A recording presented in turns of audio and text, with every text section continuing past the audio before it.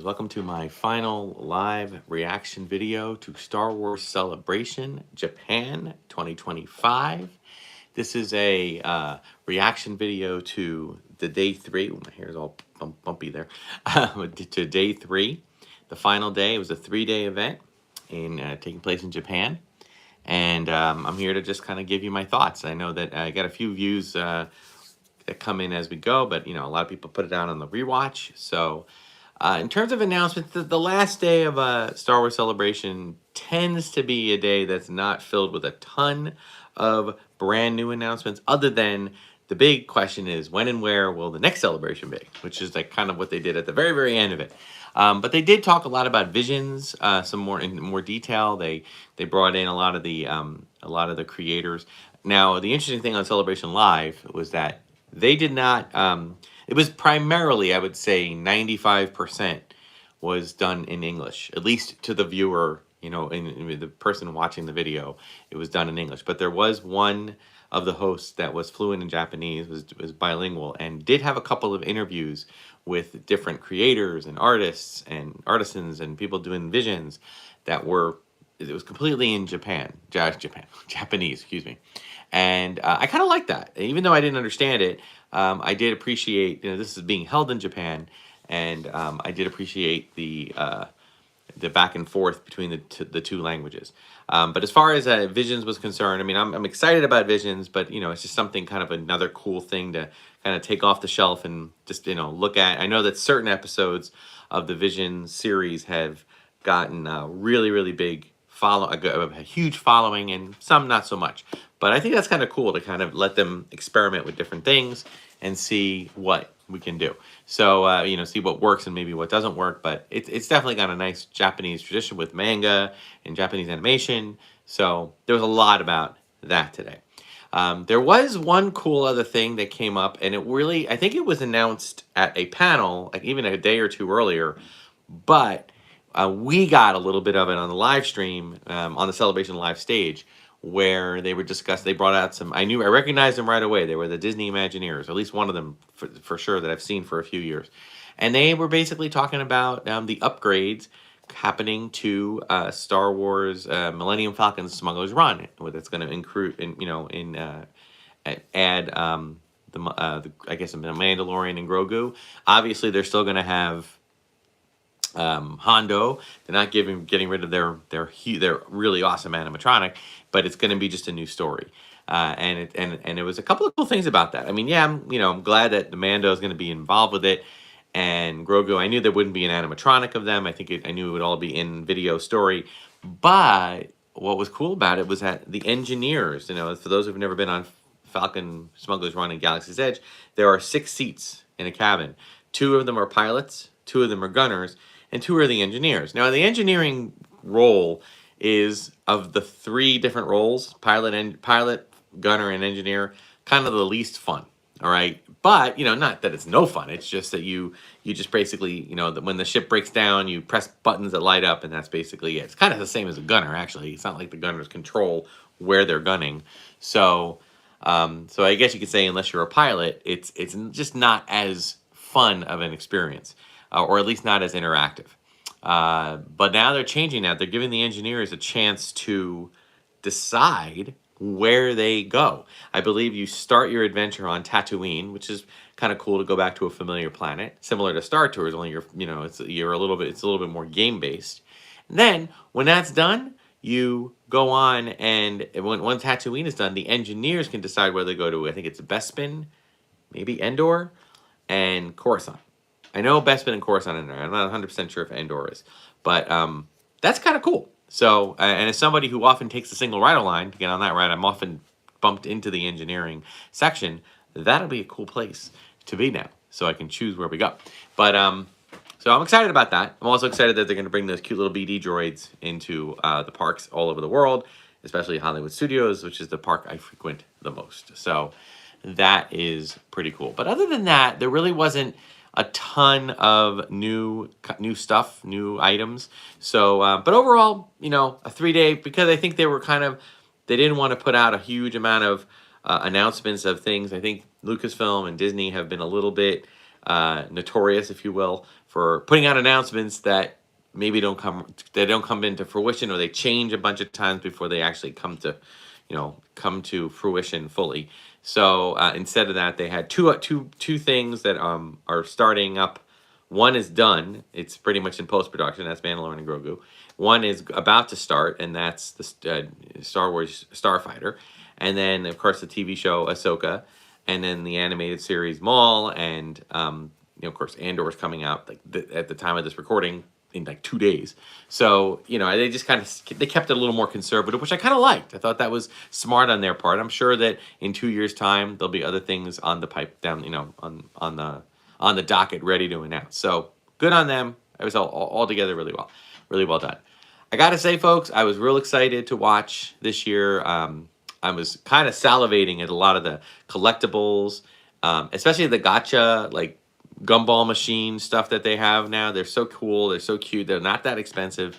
So I'm hoping that some of that stuff becomes available. This wasn't on the Star Wars live show, but a couple of videos I've watched some vloggers going through the Hot Toys booth. I thought the Hot Toys booth was just going to be their whatever 4 or 5 figures and a few statues, that Grogu figure. But no, this thing was like crazy. There was a ton of stuff there. I don't know if it's all done by Hot Toys or if it's just something they partnered with companies in Japan. But it was really cool. And I gotta say, if you go on and look on some, just type in Star Wars Celebration Japan, and you'll get a lot of vloggers that did make the trip and are walking around and checking it out. Some really cool stuff. I would be really curious to see what happens to all the stuff that doesn't sell. I know the Celebration store tends to put their stuff out for sale after the fact. Reed Pop will do that. Now there's some stuff on Amazon.com, which I thought was interesting. They kind of partnered with them. So that's kind of cool. Personally, I don't like to collect any Star Wars Celebration logo items because I didn't go. I experienced it through the live channel, the feed, which I'm happy about, but I wasn't there. I don't want to wear a shirt or a hat that says I was, So, but there's a ton of other items, like some plush and some other like collectible items that might be interesting, and I'd like to see.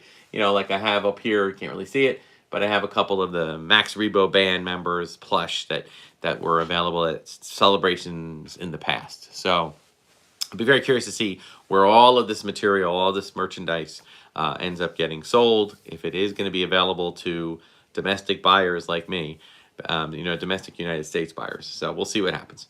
But beyond that, of course, the final big thing was the where and when was the next Star Wars Celebration going to be, and they announced it April 1st through the 4th, 2027 in Los Angeles, California. I have to be honest with you on that. I was a little disappointed. I was hoping for either Orlando or Anaheim.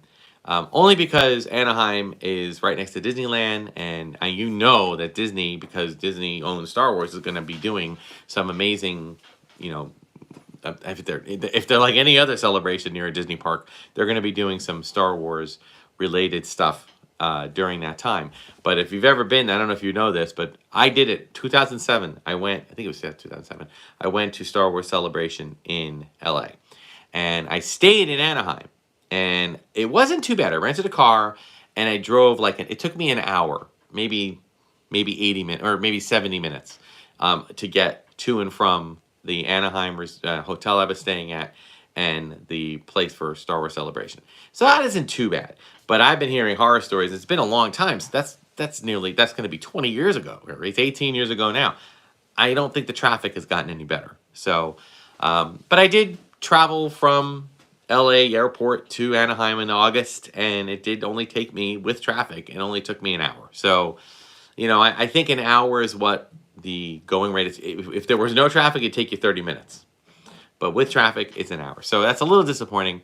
I don't know if I'm going to make it. I normally run a school trip around that time, but I was thinking about moving that trip to another time of year, which would mean that my spring break would be open. So I'm really hoping I can get to Star Wars Celebration 2027.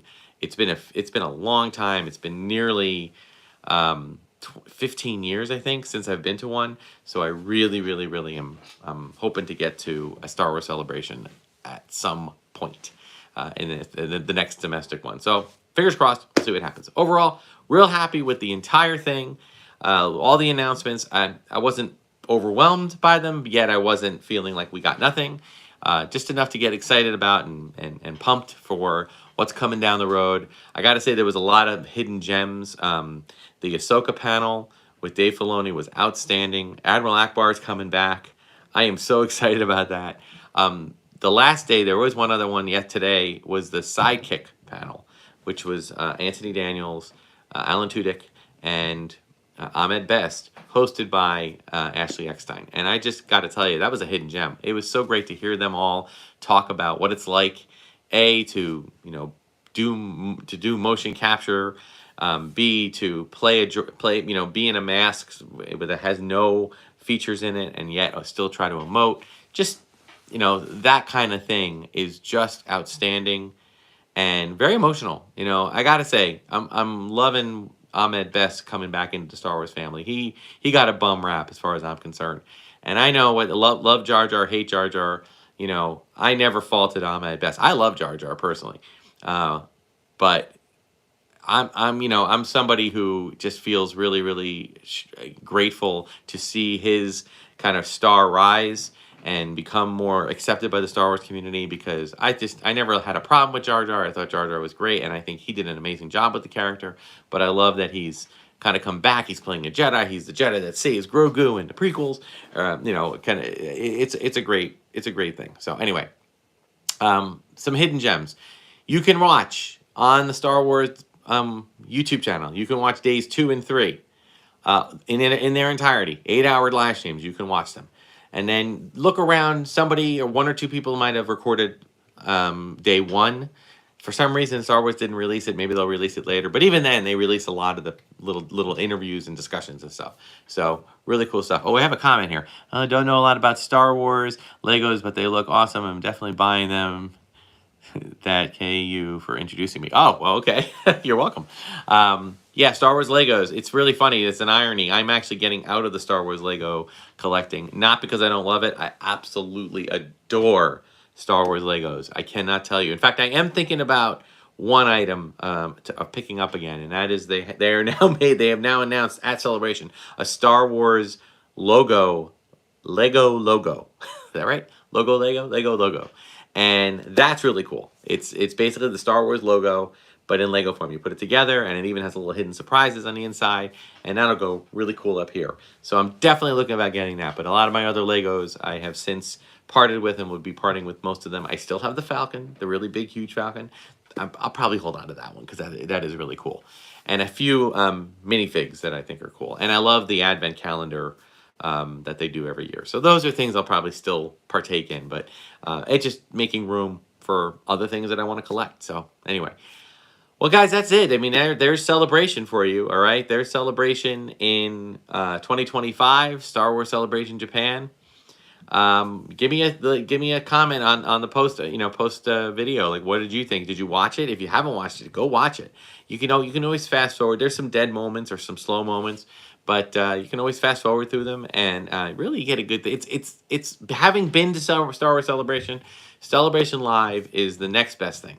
And it saves you a lot of money because, there is so much buyer FOMO when you're there. Like, oh my God, I have to get this action figure. I have to get this exclusive. I have to get that exclusive. And it drives you insane sometimes, okay? And there are people that'll wait online for hours to do that. And here, we're just watching the panels, certain panels, getting the announcements, and they would go around to certain places. And if you really like it, if you really like something, you see something there, look online. You'll find it. Even eBay. I know some people dread eBay, but I know how much it would have cost to travel to Japan, get a hotel, get the Celebration tickets, get to Celebration, and then only then could you buy stuff, if you wanted to. So this was definitely, it's cheaper to just find the things that you want, that you really, really want, and look for them on the resale market. You'll spend a lot less money. So regardless, buying stuff or not buying stuff, I thought it was great. A lot of fun. Love seeing the costumers. Love seeing all the Star Wars love and multi-generational people coming in. It's just fantastic. So thank you for taking part in my live stream. I've got a few people viewing today, so that's cool. I'm gonna kind of keep this up and maybe try some other things. So I'm not sure what yet. I'm gonna think about trying to get maybe a live feed going, on maybe a weekly or semi-weekly basis, or maybe one monthly basis, and we'll pick a topic or something, and I'll set up an announcement. But I'll think about that. Let me ponder that a little bit. Thank you so much for watching. Please be sure to check out my videos, leave a comments, and like, subscribe, and do all that other stuff. We have a new video dropping tomorrow and another one on Wednesday. All right, and there may be a video in the future with some Galaxy's Edge Batu West coming, may or may not. I can neither confirm nor deny if that's going to happen, but maybe soon, and let's hope. All right, thanks so much for watching. I'll see you guys in the next video. Until then, may the toys and the Force, it's usually the other way around, may the Force and the toys be with you.